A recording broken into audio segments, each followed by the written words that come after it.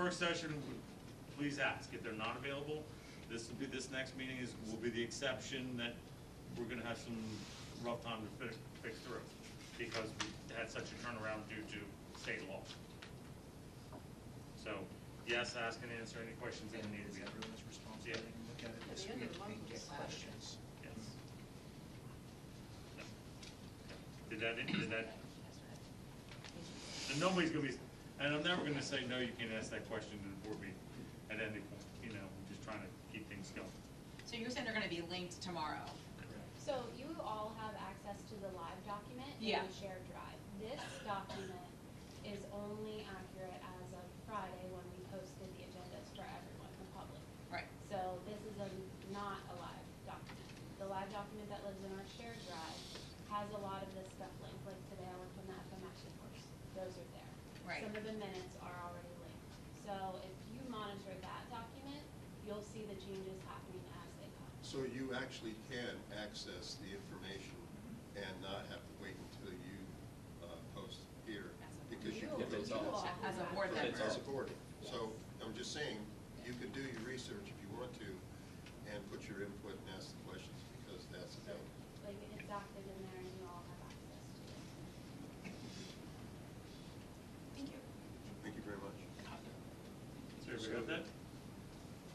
Does anybody have any questions? Finance? Oh. Order on my side. Any further questions for Steve? All right, we'll go on to personnel. Dwayne's talking. Yeah. I did have some questions. Okay, We're still in the finance and property. yep. I want to know about this ground floor HVAC and pneumatic upgrade. This was never on the list of things back when we started this project, so what is this all about? It was originally on the documents that were presented to the state last year for the grant. And I'll just add to that, they were on the 10-year capital project, so it's been coming up that they weren't part of the existing middle school, high school, which is correct, but they were always to be addressed at a certain point in time. So they're coming to end of life, so we were gonna have to address, the board was gonna have to address them in the 10-year capital project list. We just had the opportunity to be able to get money through the state through a grant to do it now. So that's where this came to light, was to speed up that process through the grant application. So the next 2 years, you would have saw that on the 10-year capital project list, any upgrade and replace the HVAC and pneumatic at the level level. Now, I don't want to sound crazy here, but I want to ask, what's the pneumatic upgrade? So the pneumatics is kind of a system that pushes out the heat, so that's at end of life, because that was the original build. It pushes up the heat. Yes. It's our heating control. Oh, okay, so It's only heating down there. Okay, it's controlled, okay.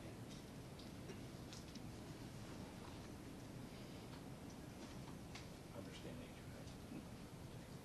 Now, is that the HVAC that you're talking about on the ground floor?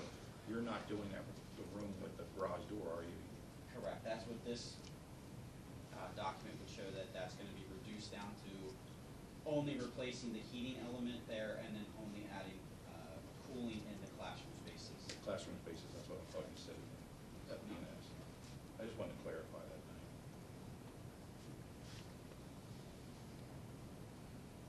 Very good.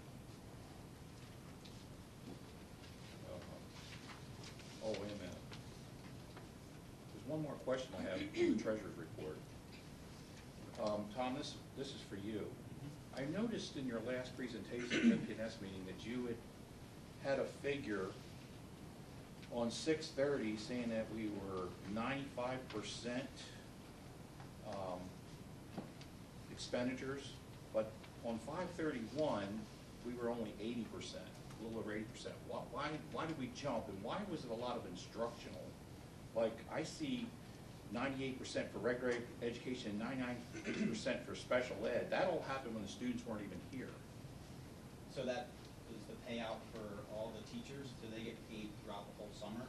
Oh. So they get paid, so the snapshot as of May, we have a lot of expenses that we have to pay in June, that just funnel through, and they continue, for auditing reasons, for 60 days after the collect all the information that would have been recorded, that just timing-wise pushed 60 days past our close. So that jumped it from 80% to 95%. So we keep that open until the end of August, and that's why when I present, a lot of times I don't have information in August because we're still not closed the books, even though the official close June 30th, doesn't end accounting-wise until August because we clean all that up.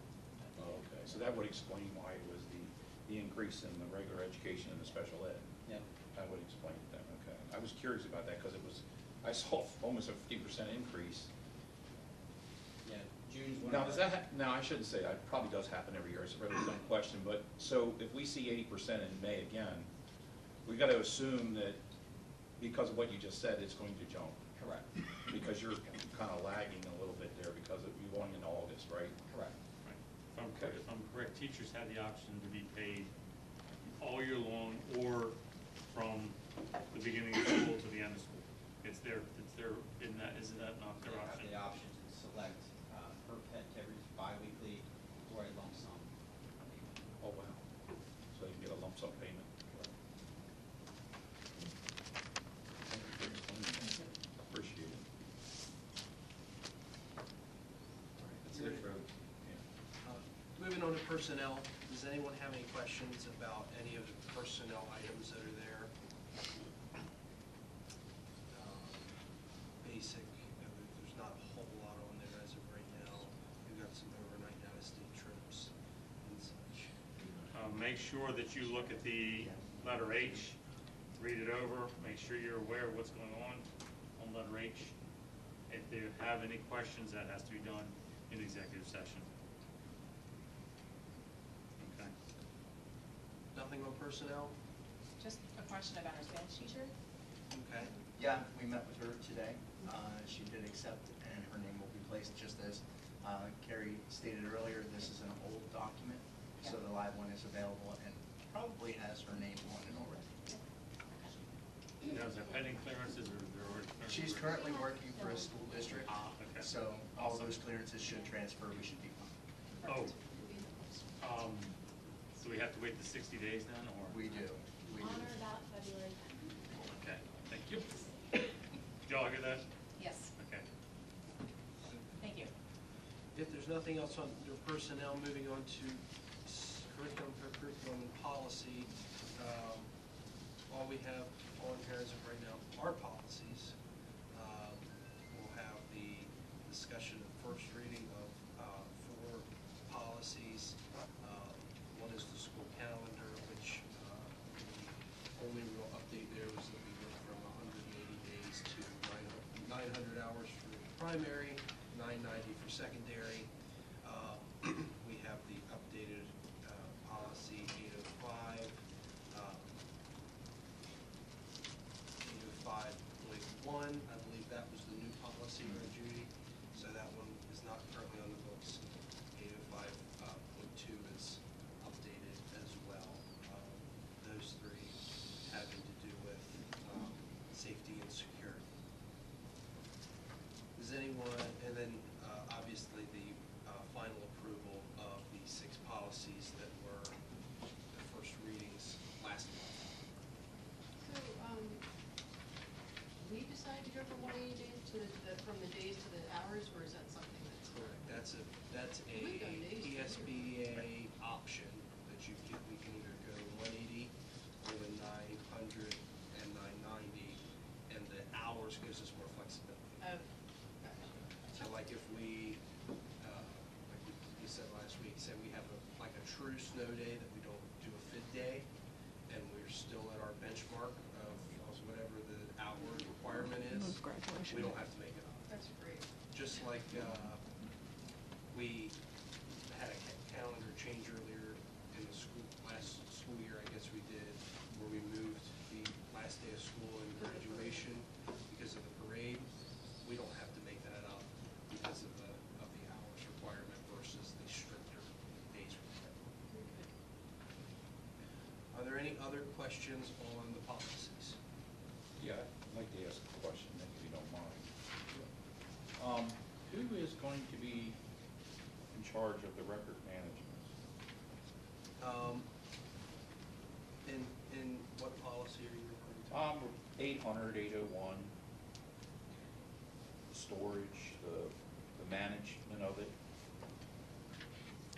Basically, any records that Littlestown has to do.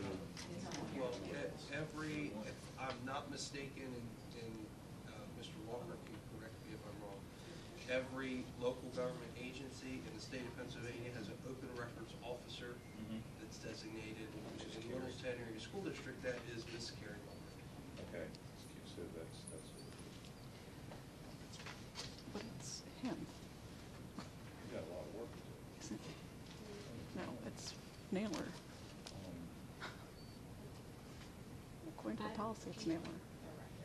The records. No. Like, I receive the request, and then I reach out to the appropriate people. But are we, according to this, are we storing these records somewhere? Because it's talking about storage and security. Well, I think there's parts of it with our tech team, they have storage and security when it comes to email and, you know, online data and things like that, right, Dr. Neal? That's correct. Yeah. So, and we have paper files, it just depends on what exactly your. Now, is that just of the administration and the teachers, or is that also of the board? What do you mean, who keeps I mean, your if you're records? keeping emails, Email comes, the tech team oversees our online, they do the same for the board members? everyone, correct? Dr. Neal? Everyone in the organization. Everyone in the organization? If you're So, speaking to Gmail accounts and things of that nature, yes. so you store them, The information is archived, yes. the emails Available. themselves? Yes. All right.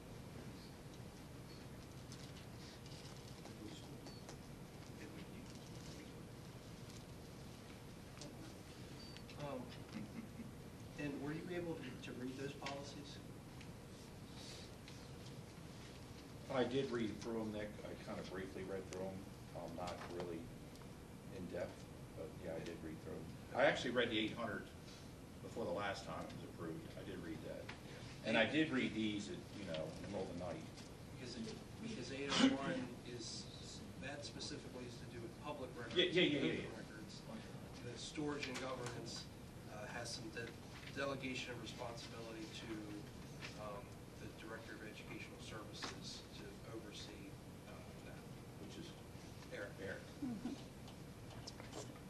Yeah, I saw that in there. Good. So that should answer your question. Mhm. Any other questions on the policies? Hearing none. Brian, you'll have something for us, Maybe. maybe? Nick, do you have anything for us? Something brief. Not like you, I think that was a repeat from last month, because I haven't had anything since. You don't have something, SMS reports? All right, is there any other new business that we need to bring up? I wanted to jump on the monthly enrollment report for a second, Carl. if you didn't- Okay. Very good. I just want to make a point. I did some math on the monthly enrollment report, and from what I see, and I'm not going to get very specific here, but I'm looking at 176 charter students, roughly 9% of our total enrollment. Off-campus, 267, which is 13.5%. It appears that we're increasing on our charter school and decreasing on our on-campus. That concerns me because we have a low enrollment to begin with. I know I was told by Christopher Bigger back where he left that they were expecting 3,000 students in the district when they did Alloway Creek. Now, he showed me the feasibility study on that, said that they were wrong, but we're only at a little over 1,700 on the grounds. And I'm just concerned because just recently, more charter school went up and less students on campus went down. And I also saw that the Thunderbolt Academy was an online option, and I often wondered the purpose of why the students choose to go online instead of actually coming to the facility. That was just a couple questions I was just wondering. Maybe somebody knows. Thunderbolt Academy, isn't that the ones that can't come to the school? Sure. Thunderbolt Cyber Academy was created to provide an option for students that wanted to be able to stay at home or had a schedule that Okay. didn't allow them to come to school. Okay. It does provide students who wish to take a cyber course or a cyber education the opportunity to take our cyber education, receive our diploma, and graduate as a Littlestown Thunderbolt as opposed to a Commonwealth Connections student or a PA Cyber Charter student. So it keeps students in the area, plus it is a much more cost-effective way to provide that education for our students. And when you say that, because I looked at the figures, you mean as opposed to charter school, right? As opposed to charter schools, that's correct. Yeah, I saw that in the financials. I was just curious. I noticed it's, what, 50 students in the Thunderbolt Academy, I believe? I would defer to Dr. Naylor for that, but I believe that's about right. That's a good estimate. It's a good estimate. I was just curious, because when I door knocked, I know I had a lot of parents who were saying they were keeping their children home for various reasons, and I'm just wondering if that was the aspect into it. No, COVID changed things dramatically. Because a lot of people went to, they didn't want to do the come in, go out, because we did in school as much as possible. A lot of people were afraid of that, and they just put their kids in charter school. I'm not complaining about the charter school, I'm just trying to bring it up that, you know, we're building onto the high school out here, and we're losing students, and they're going somewhere else, and I know it's very You can't costly. predict the future. You don't know if this is going to be a trend that continues. I didn't say it was, I'm just questioning. No, I'm not saying And it you know what, in the long run, not having to pay for all the stuff at the middle school should, Well, no, I'm not save us complaining money. about the middle school thing. That's not where I'm going. I was concerned because it came up, and I don't want to keep harping on this, when I talked to Christopher Bigger before he left. He said they have feasibility of 3,000 students, and that's why they did Alway Creek. He said, no, he said, hadn't we have known that, we wouldn't have done it. And I'm not saying don't do the high school, middle school project. I'm asking, since our students are going down. But you know, when they did that feasibility study, I don't think, we didn't have Mayberry, I don't even know if we had Stoner Farm at the time, or Right. it might have been new. I don't even know So where that- they're getting the 3,000 from, because I've got I a don't remember. feasibility study that's talking 1,900 and talking. Well, no, it was down. right on his desk, and he showed it to me. He handed it right to me, he said, Yeah. read this. Mr. Sullivan, their PD provides a regular update to what they project for student enrollment. I'm not sure where they get their numbers. Their numbers are usually very high in projections. What we've seen over the past 5 years is a slow decrease in student enrollment K-12, which is exactly why, as to your point, we are consolidating the middle school and high school together. So what we are doing is very cost-effective for our students in our community. So I agree with you, we are losing students, and that's part of the reason why we're consolidating the middle school and the high school into one building. But don't get me wrong, Dr. Mitchell, I'm not going after the high school, middle school project. I understand what you're saying. I was just concerned about the students going down. Sure. That was my concern. Yep. That was the only thing I was trying to say. Yeah, that's It no wasn't problem. about the buildings or the added buildings, I wasn't saying about that. I was just, my main concern is looking at these enrollment reports and seeing the students leave. And I question, if I have a business and people start to leave, I gotta start asking, what's the problem? Why are they leaving? And I'm not saying, I'm talking about the students, not, not employees, but still, it's the same thing. So I often look at this and I say, well, why are we losing students? That was my question. I mean, is there a common problem? Are they moving out of the area? Are they unhappy on campus? I'm just trying to address the main issues of the students. That's all, by asking that. Sure. And that's why I was asking it. Because a lot of times they don't have a voice, so maybe they just up and leave, or go home and do it at home. And that's why I asked that. Thank you for the clarification. Except For we sure. don't know if what you're saying is the truth. What's that? I don't know if they're leaving because they're unhappy. If No, I they're didn't say happy, that. just move I said, them. I don't know. That's why I was asking. And that's why I brought the question. I'm asking. This isn't something that I know. I'm asking. I'm saying, look, I'm noticing it, and I'm trying to come to a point to understand why. That's all. I mean, it's just a question. They'll tell us, Yeah. and we'll know. Kind of like when you leave a job, you don't really tell them why you're leaving, you just leave. So Yeah. I would think we go there. Any further Thanks. discussion on the school board? The regular board meeting? Any new business? I have something. I Yes, would ma'am. like to circle back on what I brought up at the curriculum meeting the other night, the issue with the dropping off. Yep. I don't want it to get forgotten. No, absolutely. And I'd like to see if we made any progress. Why don't you pause for a second, and since I'm on stage with the curriculum, why don't you let us all in on that? Drop off in the mornings has become terrible. ACES, yes, sorry. There was a little fender bender last week because people just get in a rush and get in that outer lane, and people are trying to drop off here, and they've been told, do not get out of your car, just throw your kids out. It's your fault. Not really throw them out, but you're not supposed to get out and give them a hug and a kiss and put their little backpack on. They're supposed to be ready to roll out the door as soon as you pull up. There's been several instances where that is not the case. Someone had mentioned perhaps making the bus loop, the drop-off, and putting the bus loop in front of the main office area where the parking lot is. So I would like that to actually be looked at.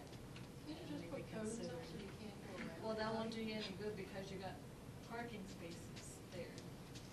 Mrs. Brennan, just as I shared at the CCMP meeting, that is something that I know I have spoken with Mr. Moran about at ACES.